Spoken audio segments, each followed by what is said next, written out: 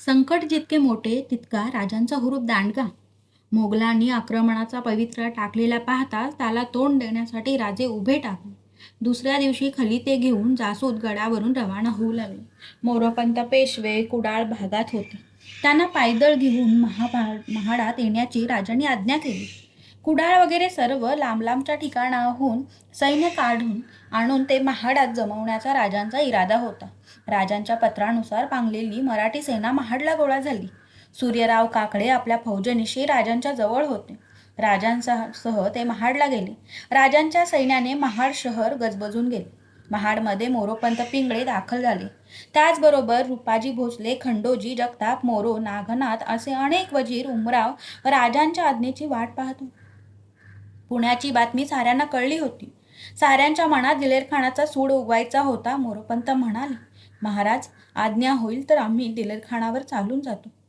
क्षणभर राजांचा हात दाढीवरून विसावला. त्यांनी सांगितले, मोरोपंत, मोगली फौजांचा पराभव करणं इतकं अवघड नाही हे आम्हाला माहीत आहे. पुण्याचा शह उठवण्याचा आम्ही दुसरा मार्ग शोधला आहे. प्रतापरावांना आणि आनंदरावांना वरघाटावरून सालेरीचा वेढा उठवण्यासाठी चालून जाण्यास आम्ही कळवलं आहे. तुम्ही फौज घेऊन कोकणात जा. दोन्ही बाजूंनी एकाच वेळी हल्ला चढवताना मोगल फौजेचा पाडा व्हायला आणि सालेरी मोकळी व्हायला अवकाश लागणार नाही. हे यश मिळवलं तर पुण्याचा शह चटकन सुटेल असा आमचा कयास आहे. यात भवानी तुम्हास यश देव. राजांनी सर्वांना विडे दिले आणि महाडची फौज मोठ्या उत्साहाने सालेरीकडे कूच करू लागली. राजांची आज्ञा प्रतापरावांनाही पोहोचली होती आणि आनंदराव आपल्या घोडदळानिशी सालेरीकडे निघाले. प्रतापरावांना मदत करण्यासाठी कोकणातून निघालेली फौज अंतर कमी करीत होती. दोन्ही सैन्यांचे जासूद एकमेकांना आपले टप्पे कळवित होते. दोन्ही फौजा एकत्र आल्या आणि एल्गाराचा दिवस ठरला. सालेरीच्या गडाला 50,000ची मोगल फौज वेढा देऊन बसली होती. गडांच्या सर्व बाजूनी वेढा जारी होता. मोगल सरदारांचे डेरे, शामियाने, छावण्यांच्या राहुट्या ठिकठिकाणी दिसत होत्या. शरामी थाट इखलास खान वेढ्यावर नजर ठेवून होता. त्यांच्याबरोबर मुहकमसिंग चंदावत, अमरसिंह चंदावत यासारखे अनेक मोठे मोठे सरदार होते. शाही थाटात ऐशारामात हा वेढा चालू होता. औरंगजेबाने अफाट दौलत आणि अगणित फौज दिल्यामुळे कोणालाच वेळकाळाचे भान नव्हते. राजांचे हेर वेढा अजमावून परतले. दबा धरलेल्या सर्व मराठी फौजांना प्रतापरावांनी हुकूम दिले. रात्र सरली, सूर्य उगवला. सालेरचा मराठी किल्लेदार गडावरून नजर फिरवित होता. दृश्य नेहमीचेच होते. आता थोड्या वेळाने वेढ्यातून तोफा डागल्या जाणार होत्या. एखादी तुकडी गडाला भिडणार होती. गडावरून तोफा डागला की परत ते वेढ्यात परतणार होती. दिवसातून 2-3 वेळा हे होणार होते. सूर्य मावळणार होता. काळजीची रात्र परतणार होती. किल्लेदाराला हे नित्याचे झाले होते. ठरल्याप्रमाणे तो तटावरून फिरत होता, पहारे बदलीत होता. हे किती दिवस चालणार हे त्याला माहीत नव्हते. जीवाची खंत नव्हती तर तो विचार तरी कशाला करील. मोगल छावणी सकाळच्या उन्हात आळस झाडीत होती. घोड्यांच्या किंकाळण्याने, हत्तीच्या चित्कारीने छावणी पुरी जागी झाली.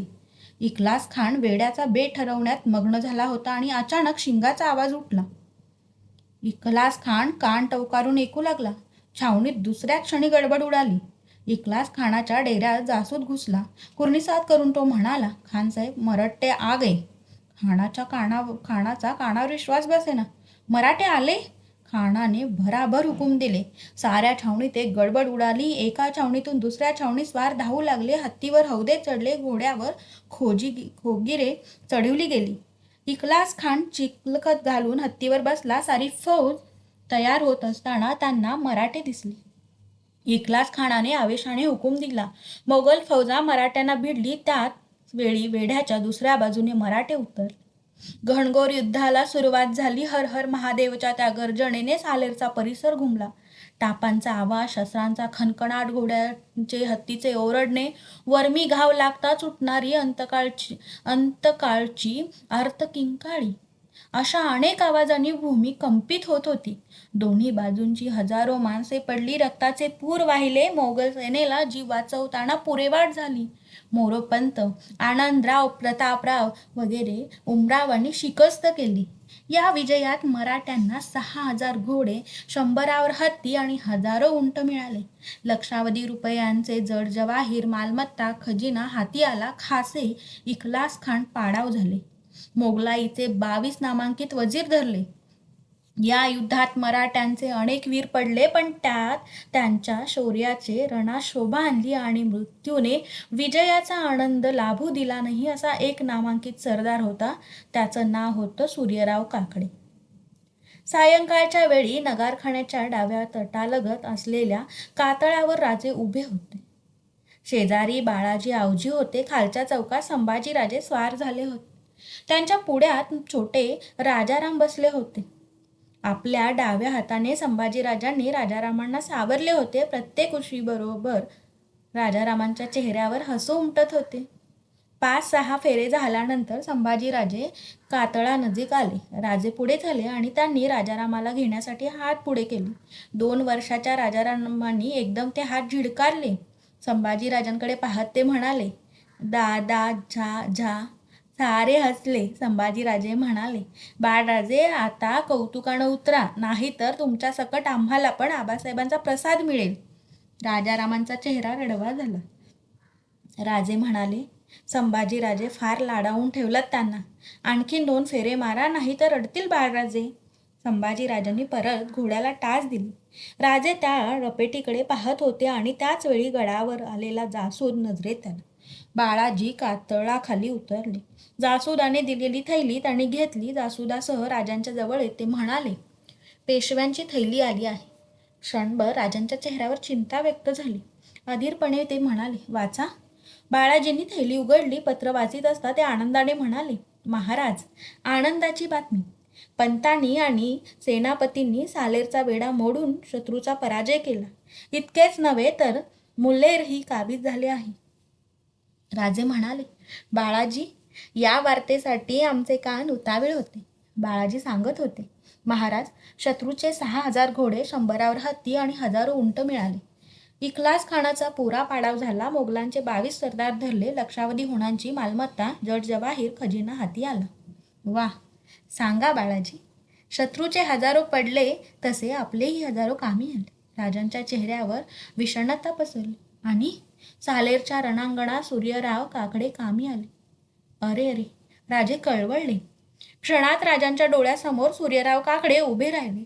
राजांचा जीव भरून आला. राजे दुःखाने उद्गारले, अशा चंदनाची आहुती घेतल्याखेरीज रणभूमी प्रसन्न होतच नाही का? राजांनी स्वतःला सावरले. जासुदाकडे पाहत राजे म्हणाले, बाळाजी, आम्ही आलोच, तुम्ही पुढे व्हा. सदरेवर सोन्याचं कडं घेऊन या. राजांनी संभाजीराजांना इशारत केली. संभाजीराजे जवळ आले. राजांनी राजारामांना घेतले आणि ते म्हणाले, शंभूराजे, घोडं मोत्तदारांकडे द्या आणि सदरेवर या. राजे जिजाबाईंच्या सह सदरेवर आले. तेव्हा संभाजीराजे बाळाजी थैली घेऊन आलेला जासूद तेथे हजर होते. जिजाबाईंनी विचारले, राजे, काय प्रकार आहे? मासाहेब, आमच्या सेनापतींनी, पेशव्यांनी थोर पराक्रम केला. सालेरचा वेढा मारून शत्रूचा पुरा पराभव केला. दिलेरखानाला आमचं बळ असता आता समजेल. आमचे युवराज आता राज्यकारभार पाहतात. या यशाची वार्ता घेऊन आलेल्या जासुदाच्या हाती सोन्याचं कडं चढवण्याचा मान आज त्यांना मिळणार आहे. बाळाजी अवजींनी तबक पुढे धरली. संभाजीराजांनी तबकातले कडे उचलून जासुदाच्या हाती चढवले. जासुदाने गहीवरून राजांचे, जिजाबाईंचे पाय शिवले. राजे आनंदाने उद्गारले, युवराज, पाहता काय? या आनंदासाठी गडावर साखर वाटा, तोफा उडवा. बाळाजी, तुम्ही युवराजांच्या बरोबर जा. बाळाजी, संभाजीराजे गेले. राजाने दीर्घ निश्वास सोडला. जिजाबाईंना हाताचा आधार देऊन राजे चालत होते. जिजाबाईंनी विचारले, शिवबा, आता खरं सांग, काय झालं? काही नाही मासाहेब, राजे बोलले. जिजाबाई हसल्या, म्हणाल्या, अरे, म्हातारी झाले तरी बुद्धी अजून शाबूद आहे. ढोंग पुरे झालं, सांग ना. उभ्या जागी राजांचे डोळे भरले. ते म्हणाले, मासाहेब, सालेरच्या रणांगणात आमचे सूर्याजीराव काकडे पडले. हजारो कामी आले. जिजाबाई थांबल्या. राजांच्याकडे पाहत म्हणाल्या, आणखीन एक मोहरा हरवला. पण राजे, लढाई म्हटली की याला तयार असायलाच हवं. ते आम्ही जाणतो. पण वाढत्या जबाबदारीनं आमचं मन बेचैन होऊन कसली जबाबदारी? कसली जबाबदारी? मासाहेब, आमच्या शब्दाखातर एका स्वप्नासाठी ही हजारो माणसं आनंदानं बलिदान करतात. त्या स्वराज्यापायी खर्ची पडलेल्या जीवांचं बलिदान वाया जाऊ नये एवढंच वाटतं. गेलेलं आपलं काम करून मोकळे झाले, पण मागे राहिलेले आमची जबाबदारी वाढते. चिंता करू नका राजे, सर्व मनोरथ सिद्धीस नेणारी ती आदिमाया सारं करी. सालेर मुल्लेरच्या विजयाने राजांच्या तर्काप्रमाणे दिलेरखानचा शह उठला. भयभीत झालेला दिलेर खान मागे वळला. औरंगजेबाला जेव्हा ती बातमी समजली तेव्हा त्याच्या अंगाचा तिळपापड झाला. त्याने सुभेदाराला लिहिले, आमचा मुलूक शत्रूने जिंकला. तुमच्यासारख्या मातबर सरदारांना नामोहरम केलं हे आम्हाला कळवण्याऐवजी तुम्ही मेला का नाही? जगलात कशाला? आदिल कुप्त, फिरंगी, हबिशी वगैरे सत्ताधारी त्या शिवाजीस नजराणा पाठवून खुश करतात. त्याऐवजी तुम्ही सर्व मिळून त्याच्यावर चाल कराल तर पराभव करायला किती वेळ लागेल? बादशहाने लिहिलेल्या पत्राला बहादूर खानाने उत्तर पाठवले. आपले पत्र पावले. आपण शिवाजीचा बंदोबस्त आम्ही करावा असे इच्छिता. आमच्या पराभवांना ठपका देता, पण हुजुरांच्या लक्षात येत नाही की खुद्द शिवाजी आग्रा येथे कैदखान्यात सापडला असता आपल्या अत्यंत जबर कैदेतून तो पक्षासारखा पुत्रासह पळून गेला. ही गोष्ट खाविंदांनी नजरेसमोर ठेवली तर तेथे आम्हाला पराभव का स्वीकारायला लागतो हे खाविंदांच्या ध्यानी येईल आणि आमची कसूर झाली असे खाविंदांना वाटणार नाही. हल्ली शिवाजीने दूरवर विचार करून आपला मुसलमान वकील काजी हैदर आमच्याकडे पाठवला आहे. आपली आज्ञा झाली तर मामुली सल्ला करून शिवाजीशी चांगले संबंध राखता येतील. या पत्रामुळे औरंगजेबाचा संताप आणखीन उसळला. त्याने शिवाजीच्या वकिलाला गिरफ्तार करण्याची आज्ञा बहादूर खानास दिली. जेव्हा ही आज्ञा दिल्लीस लिहिली जात होती तेव्हा रायगडावर मोरोपंत, प्रतापराव वगैरे आपल्या वीरांची राजे आतुरतेने वाट पाहत होते. दररोज त्यांच्या मुक्कामाच्या बातम्या गडावर येत होत्या. एके दिवशी गडाच्या पायथ्याला सारे असल्याचे समजले. राजांनी गडावर गुढ्या तोरणे उभी केली. राजे राजसदरेवर उभे होते. मागे बैठकीवर जिजाबाई, संभाजीराजे बसले होते. राजांचे लक्ष समोरच्या नगारखान्याकडे खिळले होते. नगारखान्याच्या भव्य प्रवेशद्वारी आलेले प्रतापराव, मोरोपंत राजांना दिसले. त्यांच्या पाठोपाठ आनंदराव, व्यंकोजीपंत चालत होते. त्यांच्या मागून अनेक सरदार येत होते. उतावीळ झालेले राजे न कळत राजसदरेच्या पायऱ्या उतरले. सर्वांनी मुजरे केले. प्रेमाने पुढे होऊन राजांनी चौघा वीरांना उरी कवटाळले. राजांना शब्द अपुरे होते. चौघांसह राजे सदरेवर आले. राजांनी चौघांवरून द्रव्याची खैरात केली. सर्व सरदारांना पराक्रम गाजवणाऱ्या वीरांना मुक्त हस्ताने बक्षिसं दिली. राजे मोरोपंतांना म्हणाले, आज आमच्या आनंदाला सीमा नाही. आमचे पेशवे आणि आमचे सेनापती या दोघांनी केलेला पराक्रम अलौकिक आहे. आज सूर्यराव काकडे यांच्यासारख्या जीवलगाचा सत्कार आम्हाला करता येत नाही याची खंत वाटते. मोरोपंत, आम्ही सूर्यरावांच्या घरी स्वतः जाऊ. महाराज, आणखीन एका घरी जाणं आवश्यक आहे. प्रतापराव म्हणाले, कुणाच्या? रामजी पांगेरांच्या. रामजी पांगेरे? आमचे कणेरायगडचे किल्लेदार? जी. सांगा प्रतापराव, काय झालं? महाराज, आम्ही जेव्हा सालेरीचा बेत आखीत होतो तेव्हा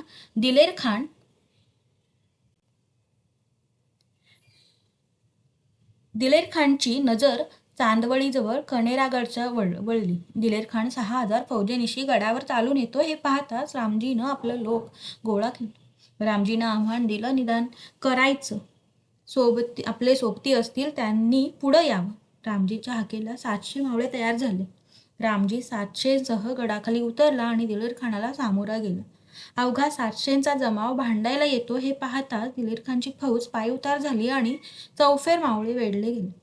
रामजी आपल्या संख्येची पर्वा न करता शर्तीने लढत होता. एक प्रहर शिमग्याची टिपरी जैसे दणाणते जैसे मावळे एक प्रहर भांडिले. मग 700 माणूस, रामजी, पांगेरा सर्वही उघडे बोडके होऊन एकाच 20-30 जखमा होऊन सारे त्या रणांगणात कामी आले. खुद्द दिलेर खानानं तोंडात आंघोळी घालून आश्चर्य केलं. त्या पराक्रमानं थक्क झालेला दिलेर खान कणेऱ्याकडं न पाहता माघारी वळला. दिलेर खानानं 1200 पठाण रणास आणले. राजे थकून सदरेवर बसले. त्यांचा आवाज कापरा बनला. ते म्हणाले, प्रतापराव, बरं झालं हा पांगेरा गेला. ज्याच्यावरून राज्य ओढून टाकलं असतं तरीही दारिद्र्यच दिसलं असतं. अफजल खान प्रसंगी पराक्रम गाजवणारा पांगेरा कण्हेऱ्याचं रक्षण करता कामी आला. मोरोपंत पांगेरासह लढणाऱ्या प्रत्येक मावळ्याची चौकशी करा. पांगेराच्या घरी जाऊन नतमस्तक होणं हे आमचं कर्तव्य आहे, ते आम्ही बजावू. पण महाराज, मोरोपंत म्हणाले, आपल्या या वाढत्या यशानं संतापलेल्या औरंगजेबानं बहादूर खानाला सुभेदारी दिली आहे असं आम्ही ऐकतो. त्याची कसली भीती बाळगता मोरोपंत? राजे एकदम प्रसन्न मुद्रेने म्हणाले, बहादूर खान पेंडेचं गुरु आहे. समोर तुकडा पडला की तृप्त होईल त्याचा गुमान कसला. आमच्या मुलखात पोहोचतो म्हटलं तरी त्याला सहज 2 वर्ष लागतील. प्रतापरावांनी विचारले, महाराज, सालेरेच्या युद्धात पाडाव झालेले मोगल सरदार आहेत, त्यांचं काय करायचं? युद्धात शरण आलेल्या शत्रूंना आम्ही विनाकारण कधी बळी दिले का? प्रतापराव, त्या सरदारांना बाइज्जत सन्मानानं मुक्त करा, त्यांना वस्त्रभूषण देऊन परत पाठवा. राजांची सदर उठली. राजे आपल्या महालाकडे जात होते, पण त्यांच्या डोळ्यासमोर रामजी पांगेरा बाजूला सरकत नव्हता. सायंकाळची वेळ होती. उन्हाळ्याचे दिवस असूनही गडमाथ्यावर गारवा होता. राजांच्या महाली मोरोपंत, बाळाजी, अण्णाजी हजरे संभाजीराजे महालात आले. ते राजांना म्हणाले, आबासाहेब, पागेची इमारत पुरी झाली. आपण जरा नजर टाकावी अशी हिरोजींची इच्छा आहे. आणि तुमची? राजांनी विचारले. आपण याल म्हणून मी शब्द दिला आहे, संभाजीराजे म्हणाले. पण युवराज, आम्ही मोहिमेबद्दल बोलतो आहोत. पागा उद्या पाहिली तर नाही का चालणार? अण्णाजींनी विचारले. अण्णाजींचा प्रश्न अनपेक्षित होता. साऱ्यांची नजर त्यांच्याकडे वळली. संभाजीराजांच्या चेहऱ्यावर क्षणभर संताप उमटला. संयम राखीत ते म्हणाले, ते आबासाहेबांनी ठरवायचं. राजे हसले, म्हणाले, अण्णाजी, युवराजांनी शब्द दिला आहे तो पाळायला हवा, आणि मोहिमेबद्दल आपल्याला जाता जाताही बोलता येईल. संभाजीराजांकडे वळून राजे म्हणाले, बाळराजे येतात का पहा, त्यांना फिरायला यायला आवडतं. युवराज गेले. राजे अण्णाजींना म्हणाले, अण्णाजी, आम्ही राजकारभार युवराजांना सांगत आहोत. त्यांच्या शिल्लेदाराच्या यादीत रुपाजी भोसल्यांसारखी जबाबदार माणसं घातली आहेत. तरुण वयाच्या हुरूपात ते आहेत. तो हुरूप टिकविला पाहिजे. त्यांच्या शब्दाला वजन प्राप्त करून देण्याचं हेच वय. शिकार आणि राजकारभार सारखाच मानतात युवराज, अण्णाजी बोलून गेले. ती गल्लत आमच्याही जीवनात घडली होती, पण दादोजींनी आमचं लक्ष इकडं वळवलं. आमच्या ध्यानी युवराजांच्या शिकारीचा शौक आला, म्हणूनच राज्यकारभाराची जबाबदारी त्यांच्यावर टाकली. रुळवून घेतलं तर रुळतील ते. अण्णाजी काही बोलले नाहीत. त्याचवेळी संभाजीराजे महालात आले. त्यांना एकटेच आलेले पाहून राजांनी विचारले, बाळराजे आले नाही? आईसाहेब म्हणाल्या त्यांना फिरायला नेऊ नका. आईसाहेबांना सांगा की आम्ही बाळराजांना फिरायला नेतो आहोत, त्यांना घेऊन या. युवराज गेले. राजे उठत म्हणाले, चला अण्णाजी, पाहू पागा कशी सजलीये ती. जगदीश्वराचं दर्शनही घडेल. राजे महालाबाहेर आले आणि संभाजीराजांची गाठ पडली. युवराज एकटेच आले होते. राजांनी विचारले, बाळराजे कुठे आहेत? युवराजांनी मान खाली घातली. ते म्हणाले, आईसाहेब म्हणाल्या बाहेर हवा गार आहे, तेव्हा बाळराजांना. तुम्ही थांबा, आम्ही घेऊन येतो बाळराजांना. राजे भरभर पावले टाके जात होते. कचेरी सोप्यातून राजे सोयराबाईंच्या महाली गेले. राजांना पाहताच राजारामांच्या चेहऱ्यावर हास्य विसरले. अडखळत्या पावलांनी बाळराजे झेपावले. राजांच्या पायांना मिठी घालीत मान उंचावीत ते म्हणाले, आबापूर. हो हो, जाऊया. राजांची नजर सोयराबाईंकडे गेली. त्या राजांच्याकडे पाहत होत्या. राजे म्हणाले, आम्ही फिरायला जातो आहोत, बाळराजांना घेऊन जातो. नको. कारण? परवा सर्दी झाली, गार हवेत फिरणं सोसत नाही त्यांना, सोयराबाई म्हणाले. राजे हसण्याचा प्रयत्न करीत म्हणाले, मराठ्यांची पोरं अशीच घट्ट व्हायची, हे चालायचंच. नेऊ नये बाळराजांना, सोयराबाई बोलल्या. राजांचे हास्य विरले. ते म्हणाले, राणीसाहेब, आम्हालाही मुलाची काळजी आहे, एवढं जपायला नको त्यांना. सोयराबाई किंचित हसल्याचा भास झाला. त्यांचे शब्द उमटले, बरोबर आहे. आपल्याला 2 मुलं आहेत, मला मात्र एकच आहे. एखादा आसूड फुटावा तशी तीव्र वेदना क्षणभर राजांच्या चेहऱ्यावर उमटून गेली. डाव्या हाताने बाळराजांची मिठी सोडवीत ते बोलले, राणीसाहेब, हे बोलला नसता तर फार बरं झालं असतं. राजे वळले. राजारामांचे रडणे, मागून येणारी त्यांची पावले राजांना कळत होती. राजांनी आपली पावले भरभर उचलली आणि ते महालाबाहेर पडले. मध्याह्नीचा सूर्य कडावर तळपत होता. राजे हिरोजी इटलकरांसह हत्तीखान्याचे काम पाहत होते. हत्तीखान्याचे दगड चढत होते. अनेक मजूर कामात गर्क झाले होते. राजे हिरोजींना म्हणाले, हिरोजी, काम सुरेख होत आहे, यात शंका नाही.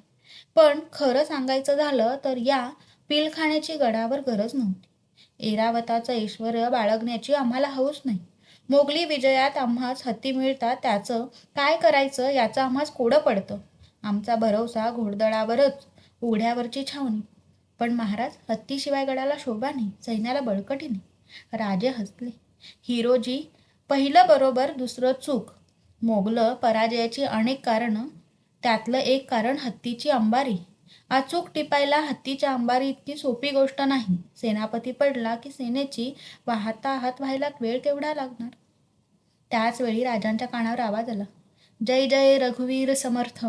राजांनी पाहिले, तो एक भगवी कफणी धारण केलेला गोसावी राजांच्या रोखाने येत होता. राजांच्या जवळ येऊन त्यांनी वंदन केले.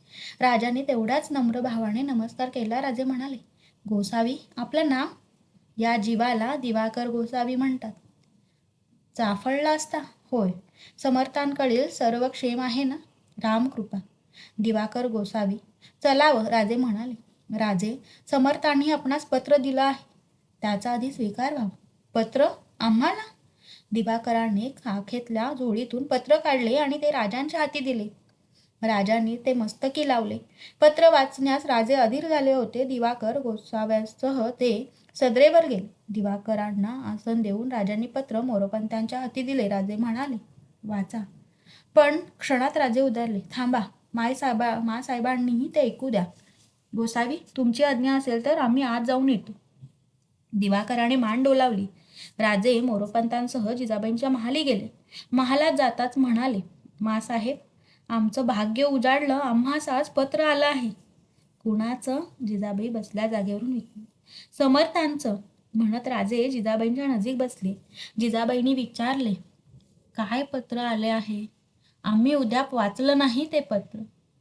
ते पत्र घेऊन आम्ही तडक इकडे आलो. शेजारी उभ्या असलेल्या येसूबाईंना राजे म्हणाले, येसू, दाराशी मोरोपंत उभे असतील तर त्यांना बोला. मोरोपंत आत आले. राजांनी आज्ञा केली, मोरोपंत वाचा. मोरोपंतांनी पत्र वाचावयास सुरुवात केली. निश्चयाचा महामेरू, बहुत जनास आधारू, अखंड स्थितीचा निर्धारू, श्रीमंत योगी, परोपकाराची राशी, उदंड घडती जयाशी, जयाचे गुण महत्वांशी, तुळना कैशी. नरपती हर्यपती गजपती गणपती, पुरंदराणी शक्ती पृष्ठभागी, यशवंत कीर्तिवंत सामर्थ्यवंत वरदवंत, पुण्यवंत आणि जयवंत, जाणता राजा, आचारशील विचारशील दानशील धर्मशील, सर्वज्ञपणे सुशील सर्वाठाई, धीर उदार सुंदर, शिर क्रियेस तत्पर, सावधपणे सिनरूपवर तुच्छ केले. तीर्थक्षेत्रे ती मोडिली, ब्राह्मणस्थाने बिघडली, सकळ पृथ्वी आंदोळली, धर्म गेला देवधर्म, गो ब्राह्मण कारावयासी रक्षण, हृदयस्थ झाला नारायण प्रेरणा केली. उदंड पंडित पुराणिक, कवीश्वर याज्ञिक वैदिक, धूर्त तार्किक सभानायक तुमचे ठाई, या भूमंडळाचे ठाई, धर्मरक्षी ऐसा नाही, महाराष्ट्र धर्म राहिला काही तुम्हा करिता. आणखीन काही धर्म चालिती, श्रीमंत होऊन कित्येक असती, धन्य धन्य तुमची कीर्ती विस्तारली. कित्येक दृष्ट सहारिले, कित्येकास धाक सुटले, कित्येकांसी आश्रय झाले शिवकल्याण राजा. तुमचे देशी वास्तव्य केले, परंतु वर्तमान नाही घेतले, ऋणानुबंधने विस्मरण झाले, बा काय नेनू. थांबा मोरोपंत, तो श्लोक परत वाचा. राजे मध्येच म्हणाले. मोरोपंत वाचू लागले. तुमचे देशी वास्तव्य केले, परंतु वर्तमान नाही घेतले, ऋणानुबंधे विस्मरण झाले, बा काय नेनू. सर्वज्ञ मंडळी धर्ममूर्ती, सांगणे काय तुम्हा प्रती, धर्मस्थापनेची कीर्ती सांभाळली पाहिजे. उदंड राजकारण तटले, तेथे चित्त विभागले, प्रसंग नसता लिहिले क्षमा केली पाहिजे. पत्र वाचून संपले. महालात शांतता पसरली. राजांनी जिजाबाईंकडे पाहिले. त्यांचे हात जोडले होते. डोळ्यात अश्रू ओघळत होते. खुद्द राजांचीही तीच अवस्था झाली होती. जिजाबाई म्हणाल्या, राजे, समर्थांनी तुमची स्तुती करावी आणि ती आम्हाला ऐकायला मिळावी, केवढं भाग्य. नाही माँसाहेब, ही स्तुती नाही. हे समर्थांनी आमच्यावर टाकलेलं ओझं आहे. आमच्या कर्तव्याची परत करून दिलेली जाणीव आहे. आमच्या अपराधांना क्षमा करून केलेला तो प्रेम वर्षाव आहे. अपराध कसले आहेत तर? समर्थांच्या सारखा श्रेष्ठ पुरुष आमच्या राज्यात वावरतो. मुलुखात पसरलेले त्यांचे शिष्य हरघडी आम्हाला मदत करतात. खेडोपाडी जाऊन आमच्या कार्याला मिळण्याचा आदेश देतात. त्या समर्थांची आणि आमची भेट होत नाही. उलट त्याबद्दल समर्थ क्षमा मागतात. आम्ही क्षमा करणार, आणि तीही समर्थांना. अनेक वर्ष या महात्म्याला भेटायला जीव उतावीळ होतो. नाही माँसाहेब, आता दिरंगाई होणार नाही. जेथे समर्थ असतील तेथे आम्ही जाणार. ते पाय दिसतील तेव्हाच आमच्या मनाला समाधान लाभेल. राजे, जिजाबाई म्हणाल्या, आता प्रवासाची दगदग सोसवत नाही, नाहीतर मी सुद्धा आले असते. समर्थ भेटतील तेव्हा त्यांना आमचा दंडवट सांगा. डोळे मिटण्याआधी त्यांचं दर्शन घडावं अशी फार इच्छा होती. राजांनी गोसावींचा यथोचित सत्कार केला. समर्थांच्या पत्राला उत्तर दिले. आपण चाफळला येत असल्याचा निरोप दिवाकरांच्या बरोबर दिला. राजांचा निरोप घेऊन दिवाकर गड उतरले. दुसऱ्या दिवशी राजांच्या अनेक नजरबाद चाफळ मुलखाकडे जाऊ लागली. राजे चाफळच्या परिसरात आले होते. युवराजांच्या हाती गड देऊन राजे 3 दिवस मजल मारित होते. ठायी ठायी पेरलेले गुप्तहेर वाटा दाखवित होते. राजमार्ग सोडून राजे चाफळ जवळ करीत होते. राजे चाफळला आले आणि तेथे रामदास स्वामींचे वास्तव्य तेथून नजीकच असलेल्या शिंगणवाडीला असल्याचे कळले. राजांनी शिंगणवाडीकडे मोर्चा वळवला. वाटेवर अनेक गोसावी ठायी ठायी भेटत होते. राजे पुढे गेले की शंखनाद वातावरणात घुमत होता. त्या नादाला तसेच अनेक नाद येऊन मिळत होते. राजे ते कौतुकाने पाहत होते. राजे शिंगणवाडीच्या परिसरात आले. डेरेदार आम्रवृक्षाच्या राईत वसलेले ते चिमुकले गाव होते. चारी बाजूनी दाट झाडीने गाव वेढले होते. सह्याद्रीच्या कुशीत वसलेले तारळी कोयनेच्या खोऱ्यातले ते गाव आपल्या निसर्ग सौंदर्याने मन प्रसन्न करीत होते. गाव नजीक येताच राजे पायउतार झाले. दिवाकर गोसावी राजांच्या स्वागताला समोरे आले.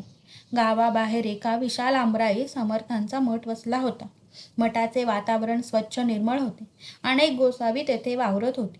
बसक्या झोपड्यांच्या समोरची सवरलेली अंगणे लक्ष वेधून घेत होती.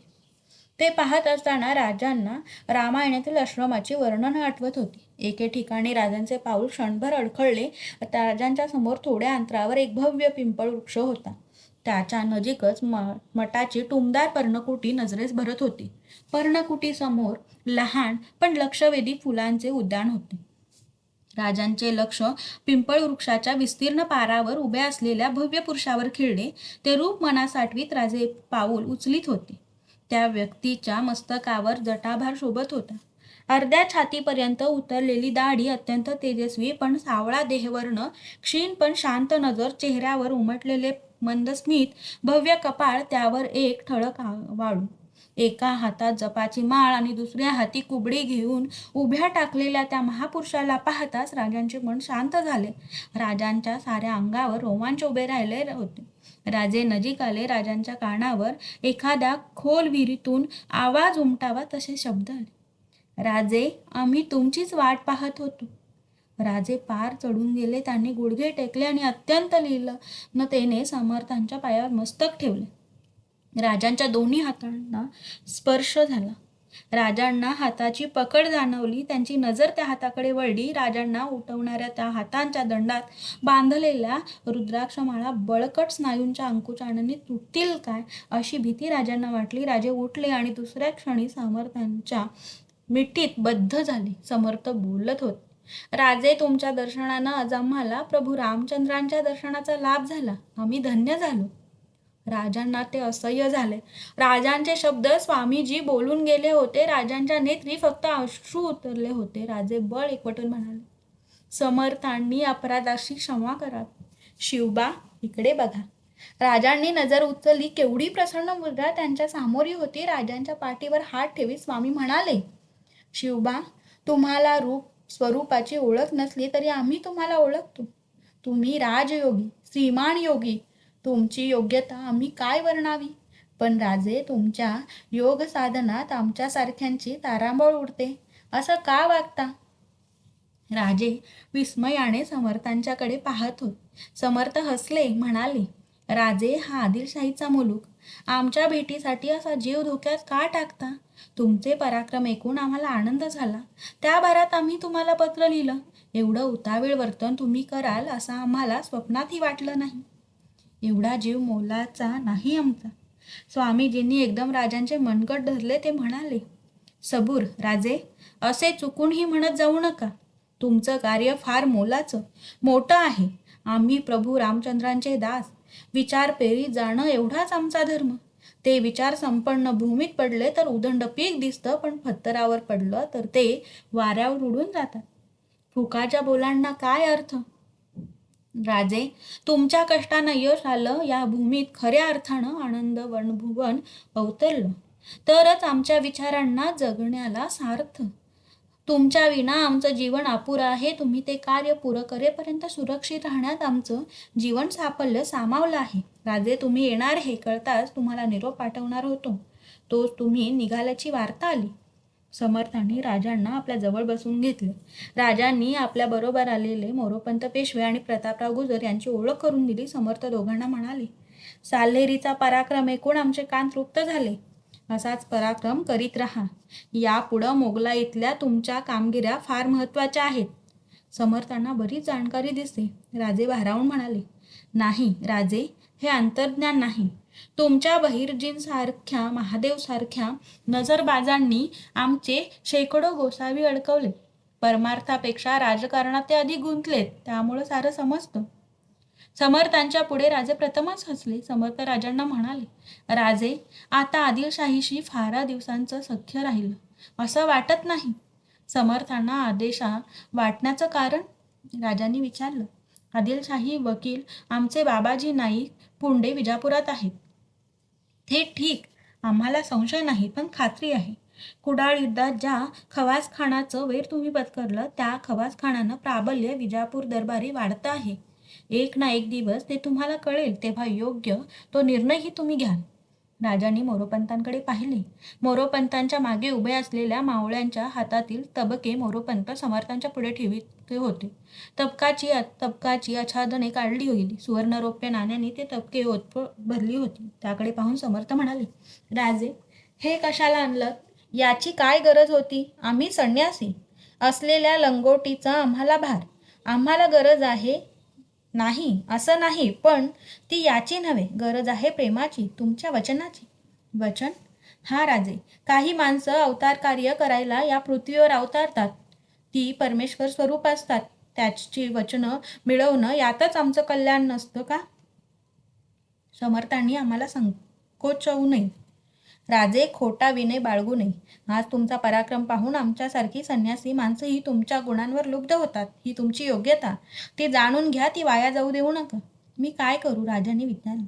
समर्थ हसले, म्हणाले, राजे, मेघांचं जे नातं